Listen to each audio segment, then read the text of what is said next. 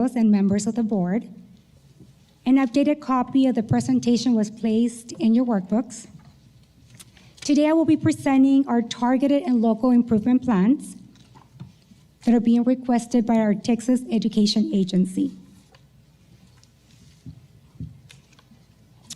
First and foremost, I'd like to present that we are recipients of the LASSO 3 grant, and it does require to develop a targeted improvement plan for all 3 middle schools. Now, Garfield made tremendous growth this past school year. However, Texas Education Agency requires that Garfield maintain the year 2 under a targeted improvement plan. The 5 campuses that are required to submit, the 3 campuses are Garfield Middle School, which is a comprehensive progress support year 2, Del Rio Middle School, targeted support for emergent bilingual and special education indicators. Now, San Felipe Memorial Middle School is a LASSO 3 grant recipient, which is why we're also submitting a targeted improvement plan. Now, we also have 2 local improvement plans, Buena Vista Elementary, which is a C state rating, and Ruben Chavira Elementary with a D state rating. Now, the local improvement plans are not required to be submitted to the state. However, we do have to maintain them on file. 5% of local improvement plans are requested to be submitted in the spring. So when we submit through a Qualtrics survey, which then uploads automatically to ISAM. Some of the things that we submit are the funding, what are we using, our grants. In this case, we're using it for instructional coaching, to support campus leaders, and building capacity through coaching for teachers. For middle school, the curriculum that is in place for 25-26 school year, we have for math, the McGraw-Hill Texas Math for grades 6 through 8. However, for RLA, grade 6 still uses the McGraw-Hill study, and in grades 7, 8, they use the HMH curriculum. What are some of the improvement plans that we have set in place for our middle schools? We have Capturing Kids' Hearts, District Instructional Playbook, Digital Campus Student Data Tracking, Observation and Feedback Teacher Coaching, School-Wide Culture and Routines Coaching, Campus Guiding Coalition Teams, PBIS, which is Positive Behavior Intervention System training, minute-by-minute routines and procedures, and of course our LASSO 3, Texas Instructional Leadership Framework support. Now, how have we involved stakeholders throughout the process? We've offered opportunities through our Campus Guiding Coalition team planning meetings, minute-by-minute routine procedures, stakeholder planning, parent middle school redesign informational meetings that started last school year. We have our back-to-school student parent orientation meetings, as well as student-parent meetings throughout the year. A little bit of our LASSO 3 grant, which was awarded to the 3 middle schools. We are working in partnership with Regen 15. They do provide PD for principals, assistant principals, cluster leaders. They help us conduct walkthroughs with principals to make sure that we calibrate. They mediate meetings with TEA. They assist in goal setting and data collections. And they do submit required quarterly reports to TEA. Now for our 2 local improvement plans. Now, why are they in this category? Because they are targeted support campuses. When a student group that misses the target in the same 3 indicators for 3 consecutive years is considered consistently underperforming and determined to be a targeted support and improvement campus. In this case, we have Ruben Chavira Elementary and Buena Vista Elementary. What are we using for curriculum in our local improvement plans for elementary? For math, we're using the Blue Bonnet curriculum for all grade levels, kinder through fifth. However, for reading, we use the Texas MyView Literacy for kinder through second grade, while third through fifth grade uses the McGraw-Hill Wonders. Some of the supports that are in place are the district instructional playbook, the digital campus student data tracking, the observation and feedback, teacher coaching, as well as the LASSO 3-TIL framework support. That is the end of my presentation. Does anybody have any questions? Board members? Ms. Orfeld? Sure. Ms. Zucker, just a question for clarification, Of course. perhaps. When we talk about targeted improvement plans at the middle school, Yes. one of the things was identifying the curriculum that's used in the 25-26 school year. And 6 through 8 uses, across all 3 grades, uses the McGraw-Hill math. And then 6 RLA with reading language arts, correct? Uses the study sync, and then at 7, 8 we go to Houghton Milfin. Is that something that now that we have 3 middle schools, it would be, is it something where we can just, much like we use McGraw-Hill math for 6 to 8 in 6 to 8 RLA, is that something we can look at to where we would just use the same curriculum so as to provide continuity across from all 3 grades? That way they're not learning one curriculum, or the kiddos don't used to one way it's presented and then the next 2 years it changes. And that's going to be my second question or follow-up to the exact same thing for elementary. K to 2 uses HQIM, and then 3 to 5 uses the McGraw-Hill Correct. Wonders. So again, it's the continuity thing I was just curious about. Yes, Mr. Overfeld, thank you for the question. This Friday, the curriculum committee is going to meet, and we're going to talk about science and social studies. And then the very next job that our curriculum team will present to the curriculum committee is about streamlining some of the curriculum. So that will be the next step. But right now, we just want to finish the science and the social studies and make some recommendations for those areas. But the very next step is to address the consistency of curriculum, especially since teachers are planning together. That would be a good thing to have. But there's a whole lot of discussion before we make that decision. However, we should make it by March. Okay, yeah, April. I was just curious. So with the social studies and science meeting, I'm guessing they will also everyone will try and recommend one that streamlines 6 through 8 at the middle school level, and then K to 5. Are they're both levels are on the We're focusing on middle school right now. middle school, so K to 8. 6 to 8. Yes, sir. Okay, awesome. Thank you. Very good question, Mr. Overfeld, because I was concerned with that. It's kind of confusing because they use different strategies. You know, when you use Blue Bonnet, it's different from McGraw-Hill and so forth. So it's kind of confusing. I hope they do come to a consensus in regard to that. Anyone else with a question? Of course. I have a question, and it's in regard to the teacher incentive allotment. Sure. Mhm. If a teacher is selected in categories, masters, recognized, and so forth, and they go to an area such as a bilingual situation, they're compensated in a bigger fashion. Dr. Rios, have we had anyone take that approach? Not yet, Mr. Mesa, but Sandra is going to present on the teacher incentive allotment next, or at least, not next, but under the reports, and we can discuss that with some incentives in a bit.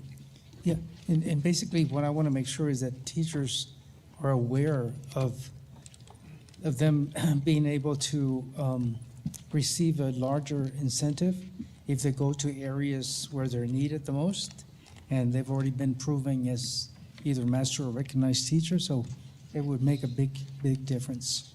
So I hope we can accomplish that. Absolutely. Okay. If there are no more questions, I excuse myself. Have a lovely evening. Thank you so much.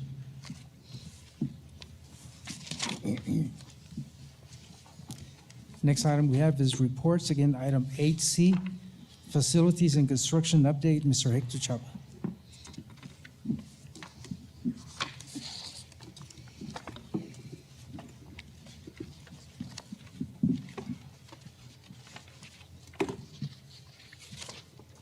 Good evening, President Mesa, Dr. Rios, members of the board. Tonight's presentation shall be very brief. We only have one construction project ongoing, and it's actually pending delivery of materials, which was scheduled for this past Friday. However, today I found out that it will be arriving later on this week. And if that's the case, staff is ready to install the materials, the acoustical panels, during Thanksgiving week. Moving on to the work order status. The maintenance department for the past 3 months, they received 1,304 tickets. 1,140 were closed, a percentage rate of 87. In the past 15 days, 178 were received, 141 were closed, had a closing rate of 79. 16 to 30 days, 207 were received, 182 were closed, 88% closure. 31 to 60 days, 351 were received, 321 were closed with a 91% closure rate. And 61 to 90 days, 568 were received, 496 were closed with a closure rate of 87%. Technology department, the past 90 days, 4,147 tickets were received, 3,836 were closed for a 93% closure rate. Past 15 days, 499 were received, 457 were closed for a closure rate of 92%. 16 to 30 days, 470 tickets were received, 442 were closed with a closure rate of 94%. 31 to 60 days, 1,121 tickets were received, 1,050 were closed with a closure rate of 94%. And 61 to 90 days, 2,057 tickets were received, 1,887 were closed for a closure rate of 92%. Transportation department, the past 90 days, 270 tickets were received, 221 tickets were closed, 82% closure rate. Past 15 days, 39 tickets were received, 22 were closed, 56% rate closure. 16 to 30 days, 36 tickets were received, 31 were closed for an 86% closure. 31 to 60 days, 113 tickets were received, 94 tickets were closed, 83% closure. And 61 to 90 days, 82 tickets were received, 74 were closed, 90% closure. Questions for Mr. Chapa? Short report. Thank you very much. Thank you. No questions.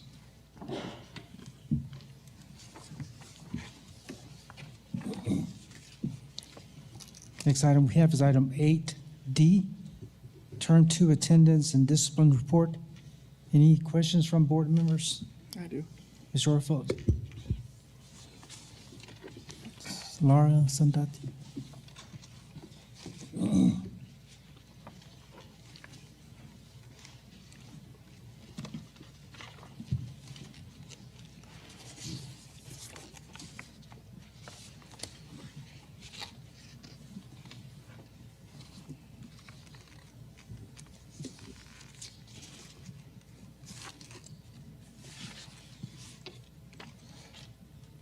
Good evening, ma'am. It'll be for the, it'll just be on the discipline side.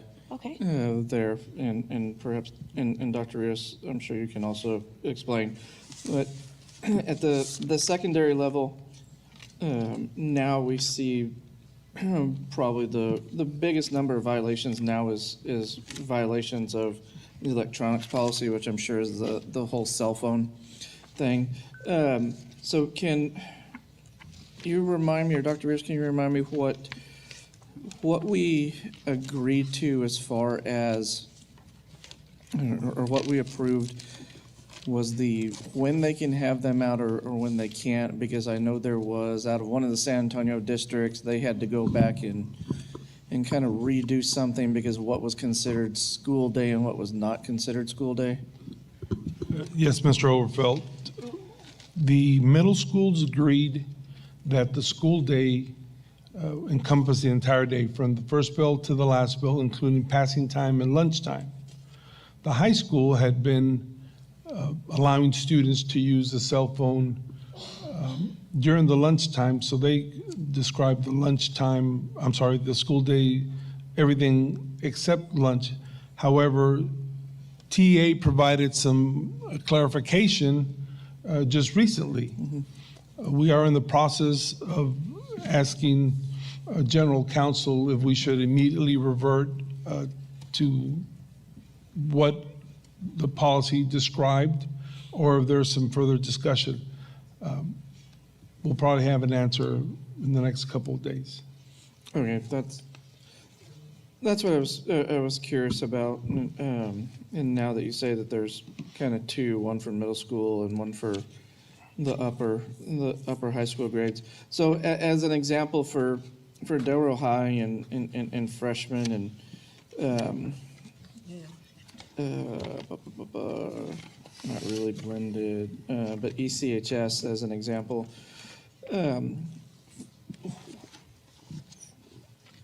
The ones who are getting caught, to make them wind up on this report, is it because they're using them in class and refusing to turn them over, or what's causing them to No, sir. pop up there? They end up on the list when the phone is confiscated. So, for example, Like say Delro High School 87 is Cindy Salas or Mr. Thomas here? or Miss ECH Can- or ECHS or. My interpretation is that every single possession is a violation. It's not just on the third time. It's every time it's picked up. So, for example, if you look at the Del Rio freshman campus, this last cycle, there was 40 violations. It very well could be that a student, that one student is represented here 3 times. Okay, but there were 40 total collections of a cell phone. But I guess what I'm getting at is when they walk into the room, they're not turning it in and then surreptitiously getting caught with it. And of course, it can also include smartwatches and stuff like that. Correct. So, okay. Yeah. Then yeah, when after council, I'd be interested to see what general counsel says for that. Okay. Anyone else? Just a compliment that I'm always so happy to see, the attendance percentage in the 90s, except for Blended Academy is low, but all the others, elementary and secondary, it's wonderful to see 90% and above. So I applaud all the efforts. Whatever you've been doing is working.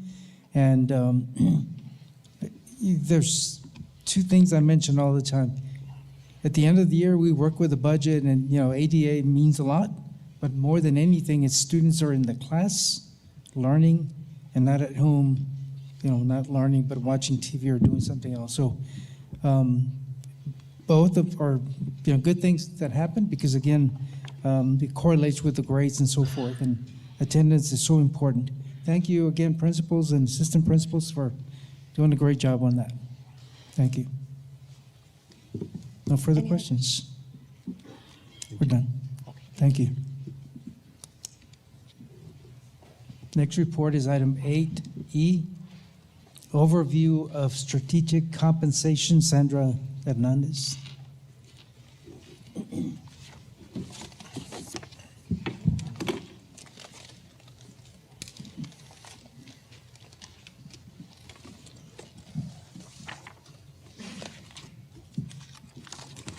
Good evening, President Mesa, Dr. Rios, and members of the board. This evening, I'm going to be sharing with you the strategic compensation. This information that I'm bringing to you is going to sound a little bit familiar because we have some information from this last legislative session, House Bill 2, and how it impacts the TIA. We're going to talk about what strategic compensation is, why strategic compensation, and why enhanced TIA. We're going to look at the cohort structure. So San Felipe del Rio CISD is one of 30 school districts across Texas that will be participating in the strategic compensation.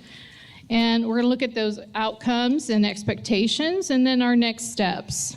So House Bill 2, the 89th Texas Legislature expanded the TIA program with allowing more Texas teachers, as Mr. Mesa mentioned earlier, to qualify for TIA and increase funding for designated teachers and TIA districts with advanced strategic compensation and staffing systems.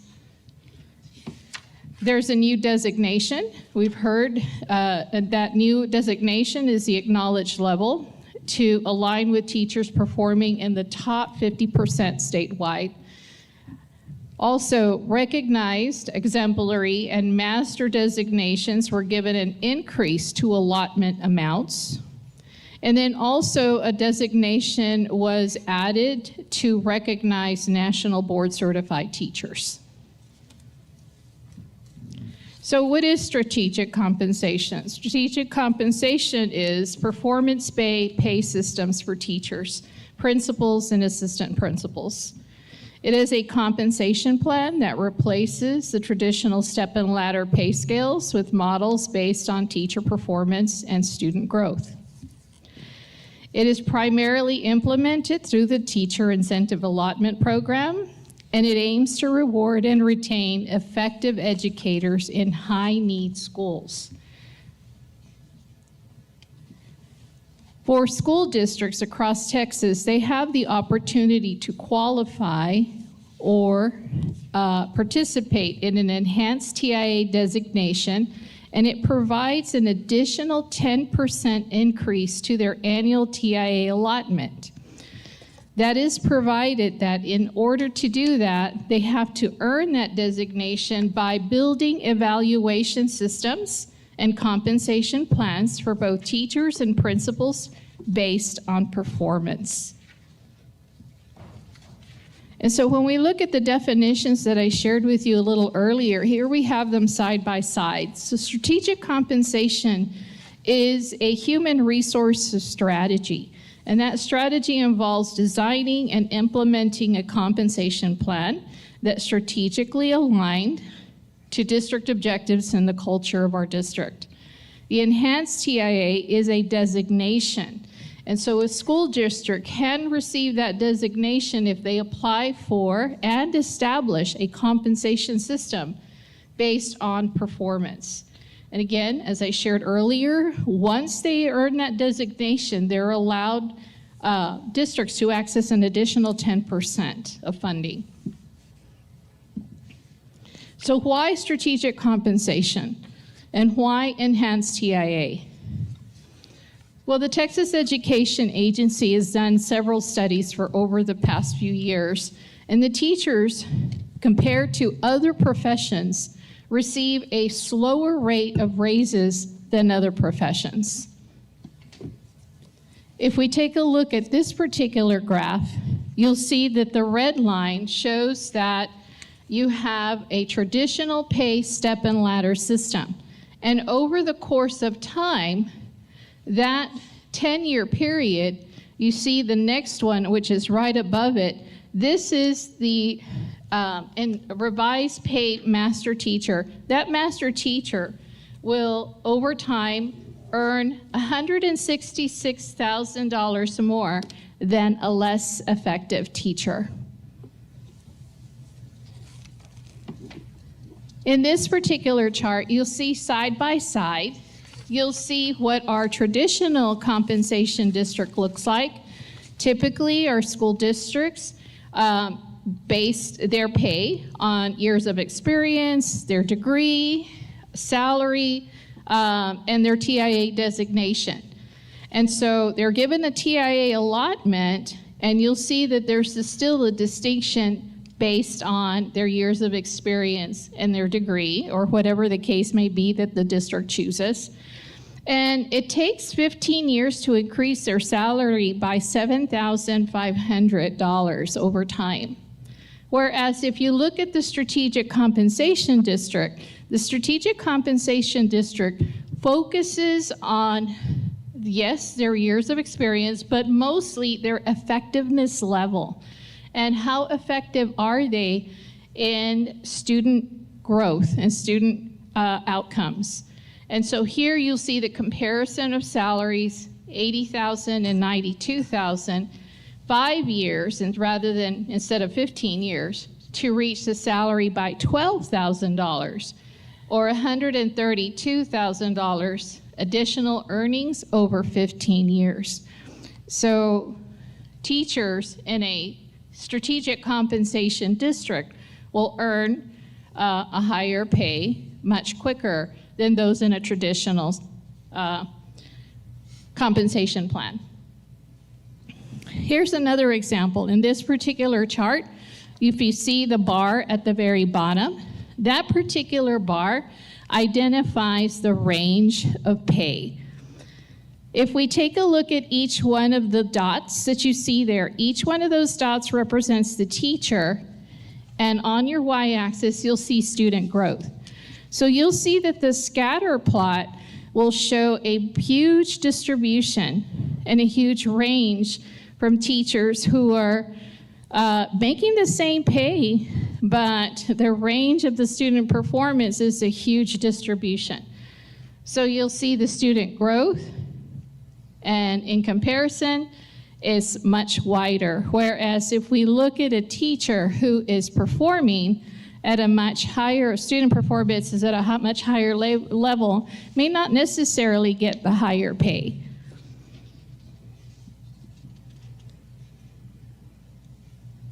Here is another example. In this particular example, it's looking at a school district. So looking at school districts and looking at a principal performance and looking at their score and looking at the STAR score and student performances at their schools. In this particular example, the wonderings, one begins to wonder when we start looking at our districts, at these districts, is there congruence between the evaluation system and the student outcomes.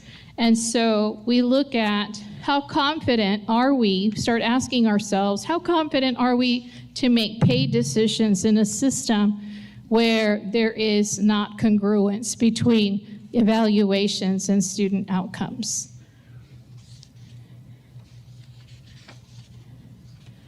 So districts who participate in the enhanced TAA and strategic compensation have a vision. School districts look for these three things.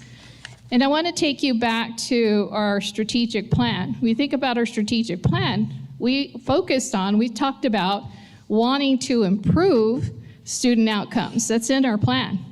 We talk about recruiting and retaining effective educators.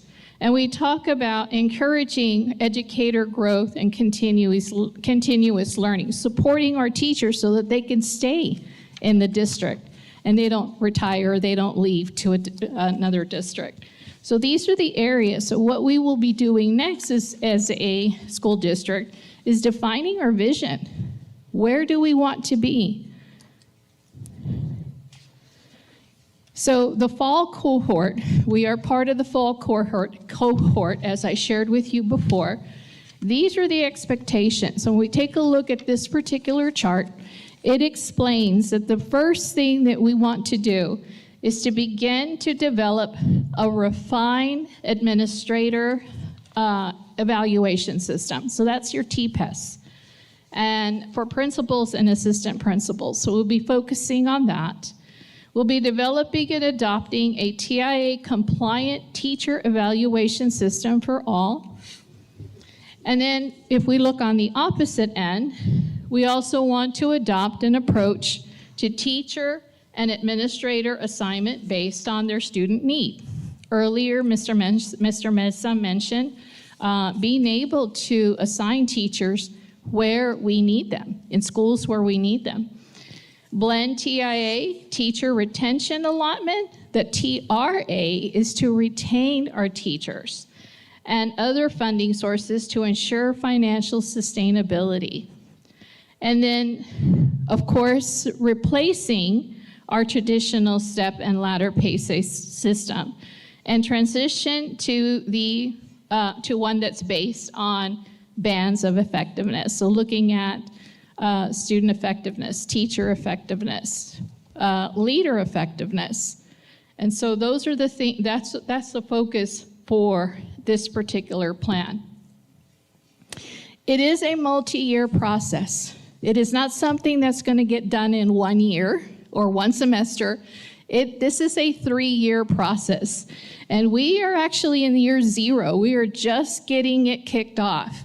And we will see that we will run, this is the fall cohort, so we will run into the next year, year 2. And the very first part of it is commitment. And then the next part of it is going to be making sure that we evaluate and we start analyzing our current system. What does it look like? And how can we improve upon that? So we're going to do an analysis. And then we're going to also engage stakeholders in our discussion as we begin to build this plan. So you'll see the plan is that 3-year plan, where by year 3, we implement the program. We do have a home hardless year, which is that 2nd year. So that allows us time to build the plan, put it into action with no harm, and then refine it, and then implement it in year 3. Of course, we can't do this by ourselves. We have a support team. So our school district is very well supported. In the month, we meet at least 3 times out of the month, and we meet with the Texas Education Agency. I meet with them as the lead. Region 10 is also part of this team of support. And then we work with Steady State, which is a provider who will actually help us in looking at our data. So what are the next steps? Where are we and at what point are we at? Well, we are in a comprehensive system analysis. As I mentioned to you before, one of the first things that we need to do is take a look at our systems. The evaluation system, look at our professional development system, and then, of course, our compensation system, because all these 3 things we need to work on, see where we're needing support, and how do we want to develop it so that when we develop our plan and we submit it to the state, we then have all the things in order for enhanced TIA. Our district is, one of the next steps is that in January, we will be attending a convention, a convening on-site, which is that support system in Richardson, Texas. And this is that strategic compensation convening where we'll be meeting with the other 29 school districts across Texas, Texas Education Agency, and our support team. The next step after that, when we come back from, from Richardson, is stakeholder engagement. As you see here, this is going to take, and this is going to consume the 2nd semester. So throughout the 2nd semester, we're going to talk about our vision. We're going to talk about our why. We're going to look at meeting with staff. And we'll have several meetings, a few meetings in which we will dialogue, look at the plan, gain feedback, and be able to then provide and refine a plan that we could submit to the state. And that completes my presentation this evening. Are there any questions? I'll turn it over to board members. Mr. Orfeld? I have a couple. Thank you, ma'am.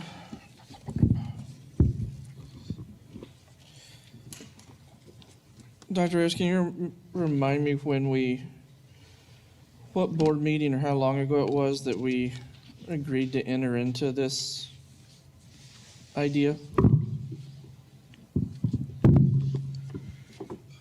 I'm going to ask Ms. Hernandez to help me out. We discussed it, we presented it at a board meeting. It did not require board action. I'm correct? Is Correct. that- We did not require board action. It did not require board action. The board will take action when and if we implement the pay systems. But I know that we did discuss it with the board. Okay. That's what I was getting at. I couldn't remember if we voted or if it was just a discussion. One of the items that we talk about is, I'm just trying to find the page. I guess where it talked about the House Bill 2 goals for strategic compensation. And it talks about developing a refined administrative eval and adopting a TIA compliant teacher eval. So under this, TEA would allow the district to essentially scrap T-tests and the other, and we're going to make our own? No, sir. We are actually using the T-test and the T-PES models.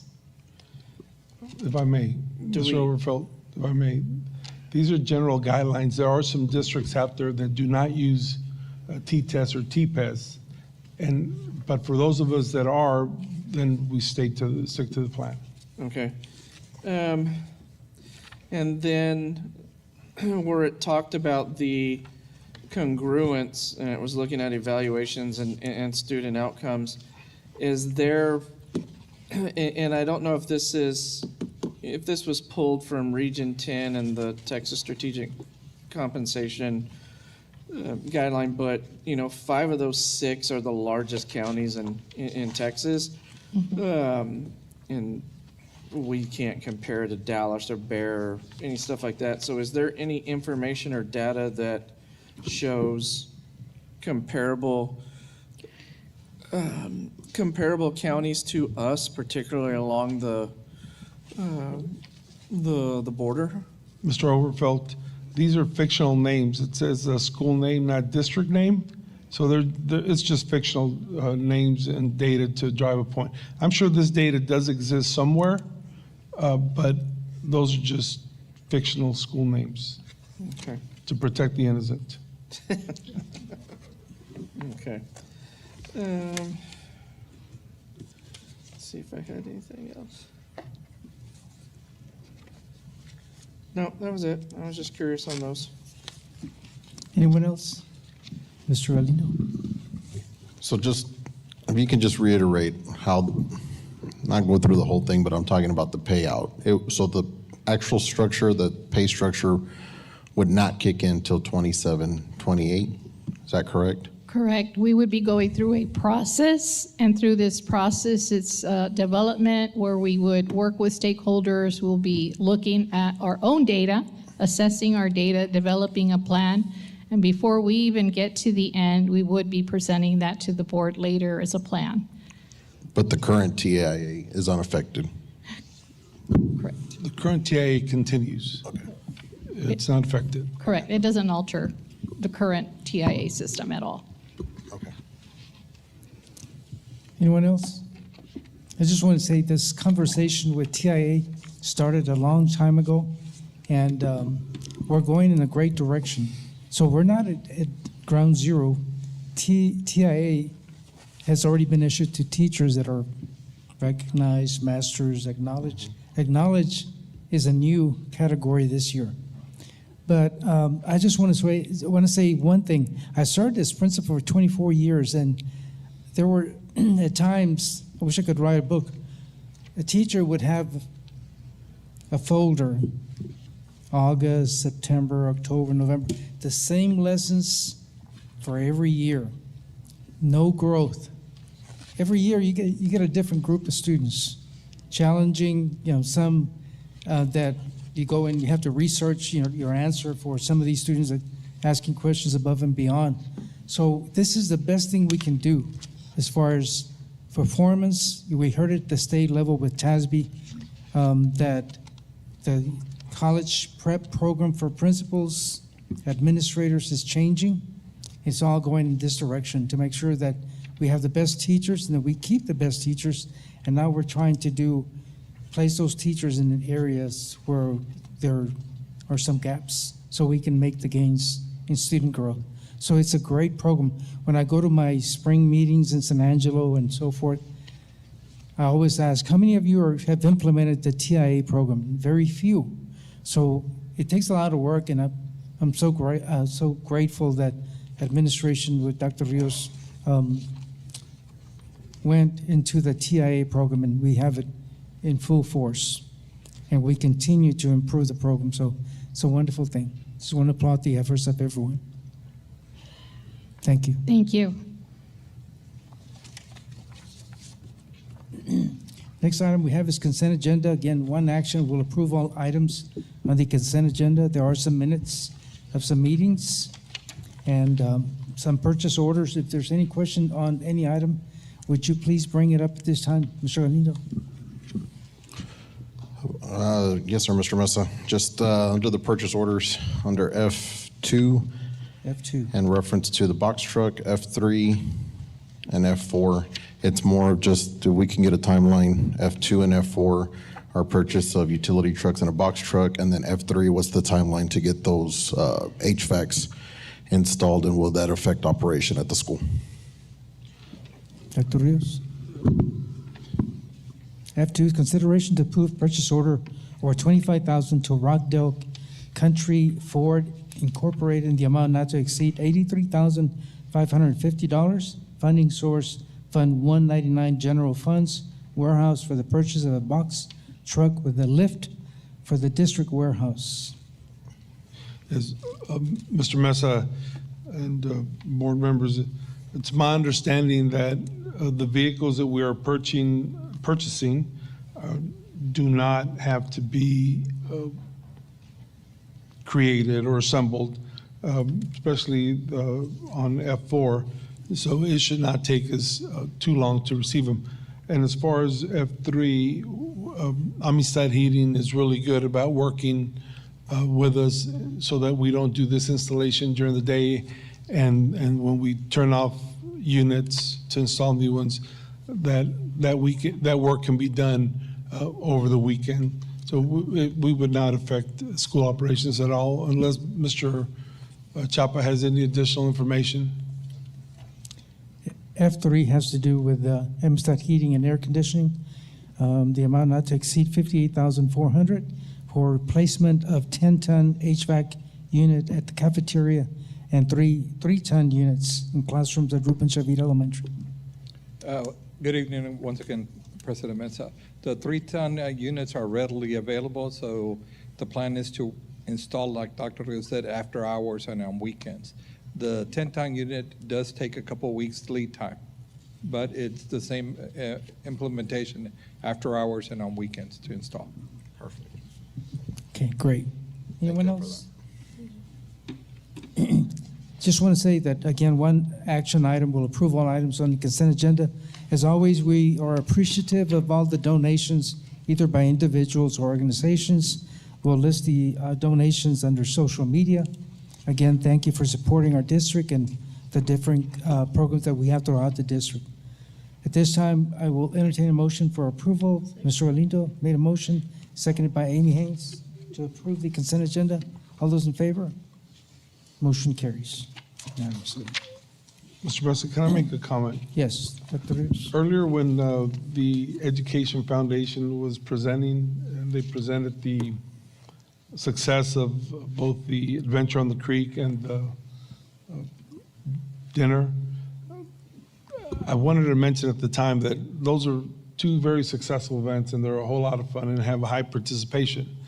But we cannot put those events on without the help of our athletic department and our operations department.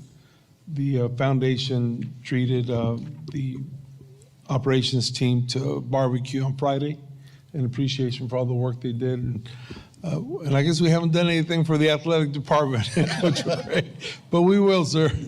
I just wanted to say that those are very exciting events, very well organized, but we just couldn't do it without all the work. I think he meant something like money. Well, thank you to everyone that participated again. It just so happened to be the opening of deer season, sir.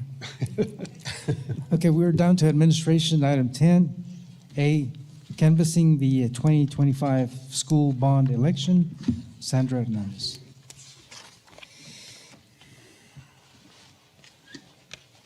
Good evening once again, President Mesa, Dr. Rios, and members of the board. The 2025 school bond election was held on Tuesday, November the 4th, 2025. In accordance with the Texas election laws, the canvassing cannot occur until early voting ballot board has verified and counted all provisional and mail-in ballots.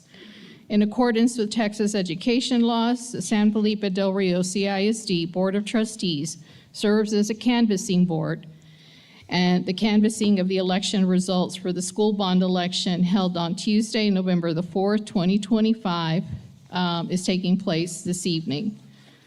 So whereas the Board of Trustees of the San Felipe Del Rio CISD ordered an election to be held in the district on November the 4th, 2025, on the proposition hereinafter stated, whereas the Board of Trustees of the district, the board, has investigated all matters pertaining to said election, including the ordering, giving notice, officers holding and making returns of said election, and whereas the election officers who held said election have duly made the returns of the result thereof, and said returns have been duly delivered to the board.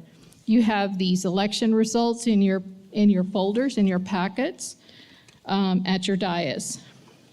Therefore, be it ordered that by the Board of Trustees of the San Felipe Del Rio Consolidated Independent School District, that the board officially finds and determines that the said election was duly ordered, proper notice of said election was duly given, proper election officers were duly appointed prior and said election was duly held, the district has complied with the applicable laws, including the Texas Election Code, due returns of the result of the said election have been made and delivered, and the board has duly canvassed and said returns in accordance with the law. And so the board officially finds and determines that the following votes were cast at the said election and the submitted proposition. 1,435 for, 1,889 against the proposition. At this time, the Board of Trustees, as we submit the recommendation, it is a recommendation of the administration that the Board of Trustees approve the official election summary of the school bond election held on Tuesday, November the 4th, 2025, as presented. Any questions for Sandra? Then you have heard the recommendation. I'll entertain a motion for approval. Motion made by Becky Chavez, seconded by Diego Almaraz. All those in favor? Motion carries. Thank you, sir. Thank you.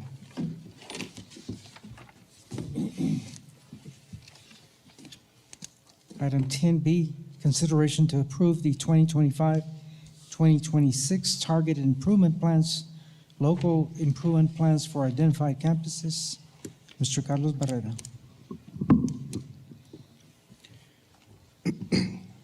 Good evening, President Mesa, Dr. Rios, members of the board.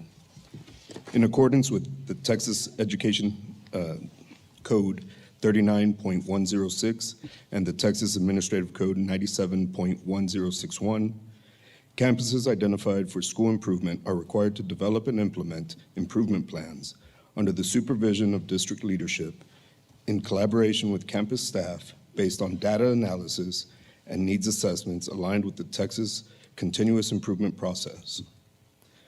The submission to the Texas Education Agency and implementation of these plans shall require board approval to authorize the superintendent to submit the plans to TEA. San Felipe Del Rio CISD campuses identified for targeted improvement or local improvement were presented earlier this evening and are as follows. Garfield Middle School, Del Rio Middle School, San Felipe Memorial Middle School for targeted improvement. Buena Vista Elementary, Ruben Chavira Elementary for local improvement. San Felipe Del Rio CISD and all campuses listed are supported by Region 15 under the LASSO 3 Texas Instructional Leadership or TIL grant as presented. Are there any questions? Any questions for Mr. Barrera? Hearing none, the recommendation. It is the recommendation of the administration that the Board of Trustees approve the targeted improvement and local improvement plans for Garfield Middle School, Del Rio Middle School, San Felipe Memorial Middle School, Buena Vista Elementary, and Ruben Chavira Elementary, and authorize the superintendent or designee to submit the plans to the Texas Education Agency and oversee implementation. You've heard the recommendation from administration. I'll entertain a motion for approval. Motion made by Mr. Galindo, seconded by Amy Haynes. All those in favor? Motion carries unanimously. Thank you, sir. Go on to the next item, 11A, consideration to adopt the Early Childhood Literacy Mathematics Proficiency Plan under Texas Education Code 11.185 and the College Career and Military Readiness Plan under Texas Education Code 11.186. HB 3 goals as presented at the October 27, 2025 school board meeting. Jane Villarreal. Good evening, Board President Mesa, Dr. Rios, members of the board.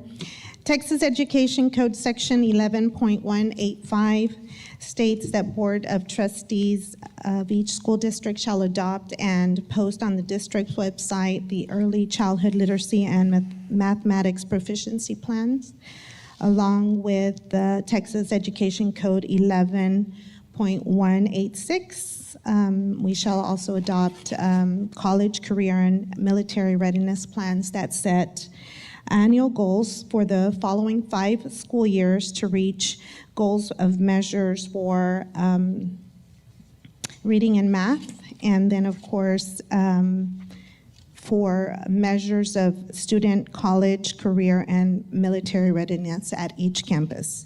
Each plan must have or identify annual goals for students in each group evaluated under the Closing the Gaps domain under Section 39.053.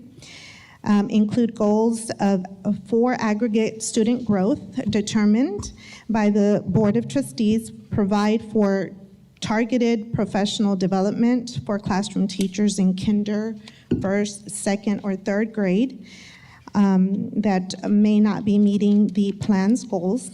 Assign at least one district level administrator to coordinate implementation of the plan. Submit the annual report to the Board of Trustees on the district's progress towards the goals set under the plan. The plans also must be reviewed annually by the Board of Trustees at a public meeting, and the school district shall post the annual report on the district's website and those of each campus of the district. Any questions for Ms. Villarreal? Can I read the recommendation, please? Yes, sir. It is the recommendation of the administration that the Board of Trustees adopt the Early Childhood Literacy and Mathematics Proficiency Plan under TEC Section 11.185 and the College, Career, and Military Readiness Plans under TEC Section 11.186, also known as the House Bill 3 goals, as presented at the October 27, 2025 school board meeting. Further recommendation? Is there a motion for approval? Motion made by Ms. Sorrell, seconded by Becky Chavez. All those in favor? Motion carries unanimously. Thank you very much. Thank you. Go on to Human Resources, item 14 on your agenda. Item A, discussion possible action to approve employee job descriptions and evaluation forms. Amy Childress. This is for lead vehicle mechanic and transportation mechanic foreman. It's an update. Yes, sir. Good evening, President Mesa, Dr. Rios, and members of the board. This evening, administration is asking for approval. We have brought to you 2 job descriptions. The first is an update to the lead vehicle mechanic. We would like to update that to a transportation mechanic foreman. The second job description is a new one for the deputy superintendent of business services. Okay, that includes 2 different positions, okay? Deputy Superintendent of Business Services, which is a new one. So I hope everyone understands that. Okay. Questions? No questions. Yes, sir. Want to read the recommendation, please? It is the recommendation of the administration that the Board of Trustees approve the employee job descriptions, evaluation forms, and revised job classification schedule as discussed. For the recommendation, is there a motion for approval? Motion made by Ms. Orfeld, second by Mr. Diego Almaraz. All those in favor? Motion carries. Thank you. Thank you. Item B, consideration to approve the conversion of a lead vehicle mechanic position to transportation mechanic foreman in the Transportation Department. Good evening once again. So with the approval of the updated job description, yes, administration is asking for approval to convert the lead mechanic position to the transportation mechanic foreman position. Questions for Amy? None? Do you want to read the recommendation? Yes, sir. It is the recommendation of the administration that the Board of Trustees approve the conversion of lead mechanic position to transportation mechanic foreman in the Transportation Department. For the recommendation, is there a motion for approval? Motion by Mr. Orfeld, seconded by Diego Almaraz. All those in favor? Motion carries unanimously. Thank you. Item 14C, consideration to approve the updated 2025-2026 district compensation plans. Amy Childers. Good evening once again. On our compensation plan, under administrative professional pay plan, on page 218, we are updating under pay grade 10 to include that originally it just had deputy superintendent, and it's now going to read deputy superintendent of business services. And then on page,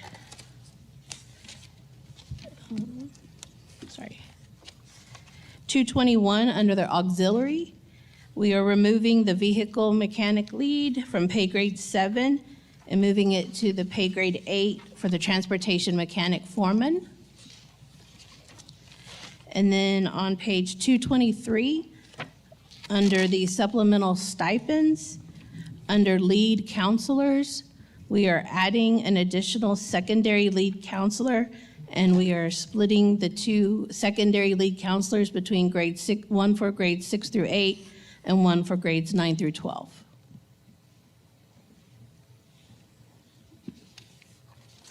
Questions for Amy? So this is a new one.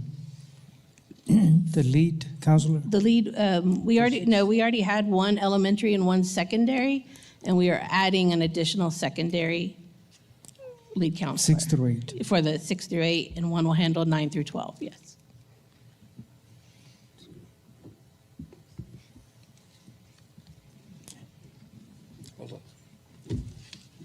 Mr. Orfeld? So this is intended to put a lead counselor over 6 through 8? If I may clarify, Mr. Mesa, the purpose is not to have a counselor supervise the activities at the campuses. Instead, Ms. Hernandez oversees the counselors and all the activities and all the trainings, but she needs help in disseminating the information and the conversations. So it's just a stipend position to help with trainings at the district level and organizations of some state requirements.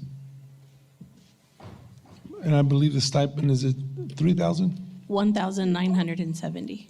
So 1,000. Okay, but, because I'm confused. We have, we're supposed to have a lead counselor at the high school. We're saying we're gonna have the lead one over 6, 7, 8 over the 3, or we're just going to now actually make that designation, even though we had the designation before, and now it's going to have a stipend? No, sir. The lead counselor at the high school is specifically for the high school. This lead counselor for 9th through 12, it's just again about trainings and coordination, but that 9th through 12 is freshman, early college, high school, blended, and Del Rio High School. It's for district coordination. So there's no duties related to the campus specifically. Instead, it's district duties to assist Ms. Sandra Hernandez in trainings and coordination. But we're talking 6 through 8. Yes, sir, but I'm just explaining to Mr. Overfelt what the high school counselor will do, and obviously the 6th grade counselor will do the same. They will not coordinate any specific campus duties. They're assisting with training and overall coordination. Okay. Ms. Chavez also has a question, Yes, sir. I would say, if I'm understanding correctly, this is to assist Ms. Hernandez Correct. to assist and help out with Yes, the ma'am. duties or the Yes, ma'am. responsibilities of. If the board would like, Mr. Ressa, we can ask Ms. Hernandez to come forward and just say 2 or 3 sentences about Sure. those activities at the district level. Ms. Chavez, would you get your microphone so we can, Oh, thank you. Thank you. So we had one elementary lead counselor and one secondary lead counselor. The secondary lead counselor would help assist all of the counselors from 6th through high school. The need is to emphasize and to help support high school with CCMR to be able to provide them with the level of support that they need at that particular age group and separate middle school and providing that level of support intended for middle school counselors. So there is a distinction with the level of work that our high school counselors do because they're preparing their students for graduation and CCMR, obviously. And so they need some support. And this is a district level support system to make sure that they have the required trainings and level of state level trainings and needs to be able to help them in their areas. Okay, so you state that right now, we have a lead counselor, high school down to 6, and we have a lead counselor that oversees elementary. That is correct.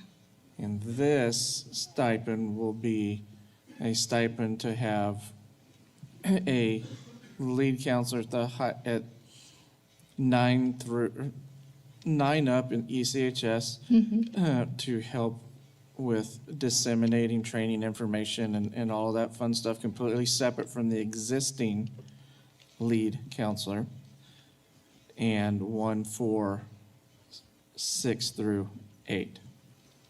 It'll just be a stipend position to help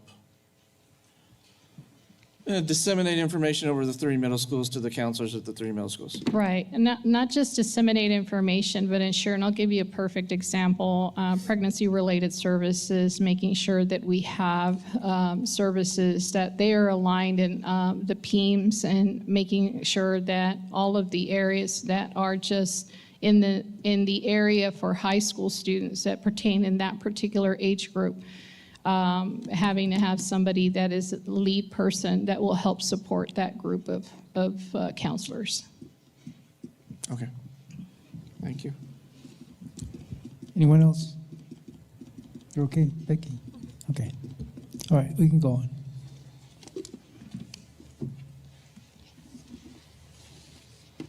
So Amy, that was the last thing, the stipend? Yes, sir. Okay. So, being that no further questions, would you read the recommendation, please? Yes, sir. It is the recommendation of the administration that the Board of Trustees approve the updated 2025-2026 district compensation plans as presented. Heard the recommendation. I'll entertain a motion for approval of Mr. Alido, seconded by Diego Almaraz. All those in favor?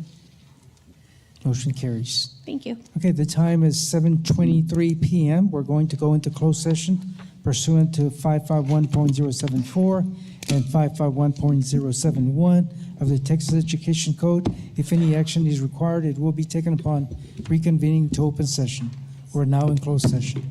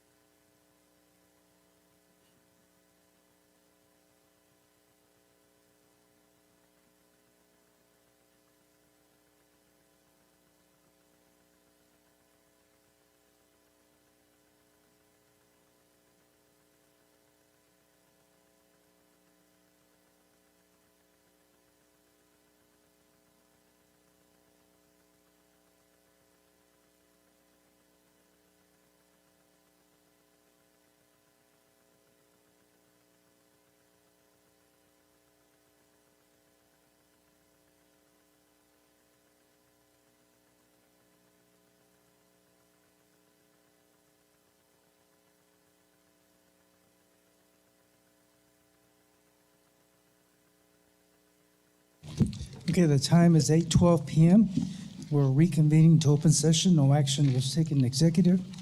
We're down to item 18A, consideration to approve the personnel report to include the following: new hires, district vacancies, retirements, resignations. Amy Childress. Good evening, President Mesa, Dr. Rios, and members of the board. It is the recommendation of the administration that the Board of Trustees approve the retirements, resignations, and vacancies as discussed in closed session and the following new personnel: Samantha Valdez de Leon, science teacher at the Student Guidance and Learning Center. Questions for Amy? None. Recommendation? It is the recommendation of the administration that the Board of Trustees approve the retirements, resignations, and vacancies as discussed in closed session and the following new personnel: Samantha Valdez de Leon, science teacher at the Student Guidance and Learning Center. For the recommendation, is there a motion for approval? Motion made by Amy Haynes, seconded by Emilio Galindo. All those in favor? Motion carries unanimously. Thank you. Item B, consideration to approve the position of speech language pathologist assistant with the Special Education Department. Amy Childress.